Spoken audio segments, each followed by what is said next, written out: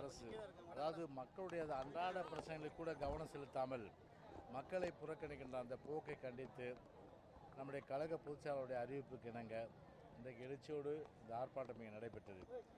குறிப்பாக மக்கள் என்ன எதிர்பார்க்குறாங்க, ரெண்டு விஷயம். ஒன்று பார்த்திங்கன்னா ஒரு அடிப்படை கட்டமைப்பு வசதி. அதுவும் தாம்பரம் மாநகராட்சியை முழுக்க முழுக்க ஒரு அடிப்படை ஒரு கட்டமைப்பு வசதியில் படுதோல்வி. தாம்பரம் மாநகராட்சி மட்டும் இல்லை, தமிழ்நாட்டில் இருக்க எல்லா மாநகராட்சி பகுதிகளும், பேரூராட்சி பகுதிகளும், நகராட்சி பகுதிகளும், அதே போல் ஊராட்சியில் கூட சரி, குப்பைகள் எடுப்பது கிடையாது. அதே போல் கழிவு வசதி கிடையாது.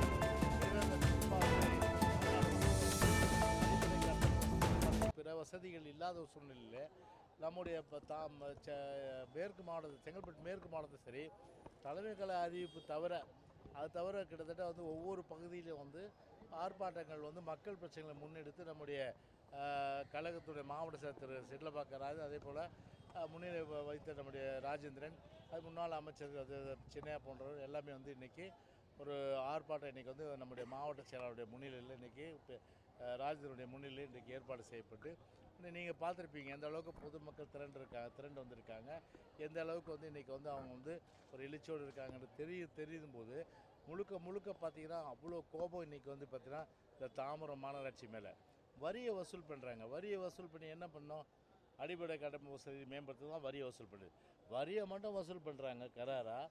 ஆனால் சாக்கடை நீர் போகிறதுக்கு வழி இல்லை, குடிநீர் வழி இல்லை. ஆகாய தாமரை முழுமையான அளவுக்கு குளங்கள் இருக்குது.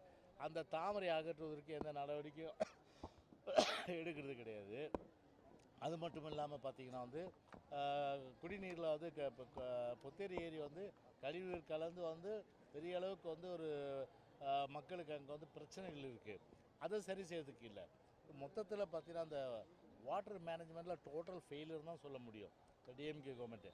அப்படி முழுக்க முழுக்க பார்த்திங்கன்னா ஒரு மக்களுக்கு அடிப்படை கட்டமைப்பு வசதியில் ஃபெயில். சரி, சட்டம் ஒழுங்காக நல்லா இருக்குன்னு பார்த்தா சட்டம் ஒழுங்கு அதோட மோசம். லாக்அப் டெத்து, 25வது டெத்து.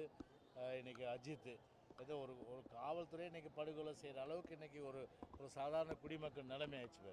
ஒரு பக்கம் எப்படின்னா, இன்னொரு பக்கம் காவல்துறை அடி வாங்குற நிலைமை இருக்குது. காவல்துறை அவருடைய பைக்கில் போகும்போது அவருடைய மனைவியுடைய செயினை பிடின்னு போயிட்டாங்க இன்றைக்கி. அப்படி ஒரு காவல்துறைக்கு பாதுகாப்பு இல்லை. காவலர்களை கட்டுப்படுத்த வேண்டிய அளவுக்கு இருக்கின்ற உள்துறை அதையும் கவனிக்கிறது இல்லை.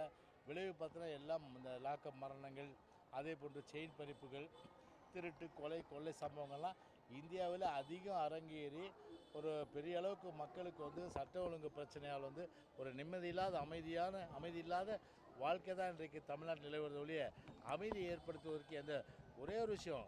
இந்த ஸ்டாலினை பொறுத்தவரை பார்த்திங்கன்னா ஒரு பொம்மை முதலமைச்சர். நாட்டில் என்ன நடக்குதுன்னு கூட அவர் தெரியாது. எழுதி கொடுக்குறத படித்து விட்டு அவர் டெய்லி அஜெண்டா என்ன போட்டு கொடுக்குறாங்களோ அதுபடி போட்டுட்டு வந்துடுவார், அவ்வளோதான். நாட்டில் கிரவுண்ட் ரியாலிட்டி சொல்லுவாங்க, கீழே என்ன நடக்குது அதை முதல்ல ஒரு முதலமைச்சரால் உணரணும்.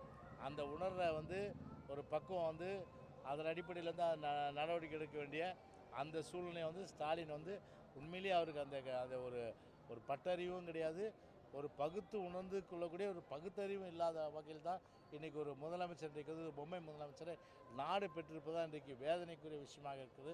எனவே தான் அந்த மாதிரி ஒரு அடிப்படை கட்டமைப்பு வசதியிலையும் நிர்வாகத்திலையும் தோல்வியடைந்த முன்னாடி தான் இந்த ஆர்ப்பாட்டம் இங்கே நடைபெறுது. கடந்த 4 வருடங்களாக தாம்பரம் மாநகராட்சியில் எந்த ஒரு மக்கள் பணியும் செய்யலை.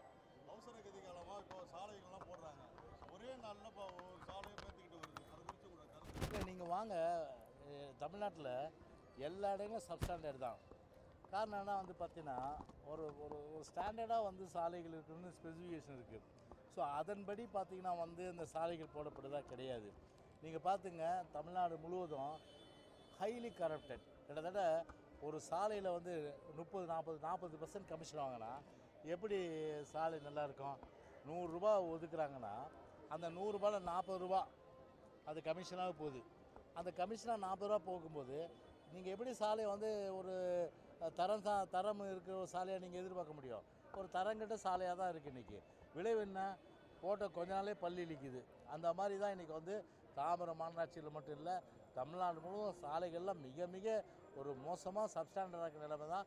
நீங்கள் தாம்பரம் பல்லாவரம் இதில் போய் பாருங்கள், பல்லாவரத்தில் கூட பாருங்கள், ஒரு இடத்துல ஒரு குடிநீரில் கழிவுநீர் கலந்து 3 பேர் இறந்து போனாங்க. ஆனால் ப்ளீச்சிங் பவுடர் போடணும்னு அமைச்சர் சொல்கிறாரு, ஆனால் ப்ளீச்சிங் பவுடர் கோலமாகவும் தான் போட்டிருக்காங்க. அதை அந்த அளவுக்கு அது ஒரு நம்ம நிருபர் வந்து கேள்வி கேட்டு கூட திணறி ஓடிட்டார். அப்படி வந்து இன்றைக்கி வந்து ஒரு சூழ்நிலை வந்து மக்கள் வந்து வஞ்சிக்கப்படுகிற நிலை தான் நிற்கிது. சார், இபிஎஸ்னுடைய சுற்றுப்பயணம் எதிர்கட்சியினுடைய பார்வை எப்படி? இல்லை, பொதுவாக பார்த்தீங்கன்னா இன்றைக்கி வந்து ஒரு ஒரு சுற்றுப்பயணத்தை பொறுத்தவரை மக்கள் வந்து முழுமையான அளவுக்கு வரவேற்பு கொடுத்துருக்காங்க இல்லையா, அது சில பேரால் ஜீர்ணிக்க முடியல. சார், அதிமுகன்ற ஒரு மாபெரும் கட்சியை பிஜேபின்ற ஒரு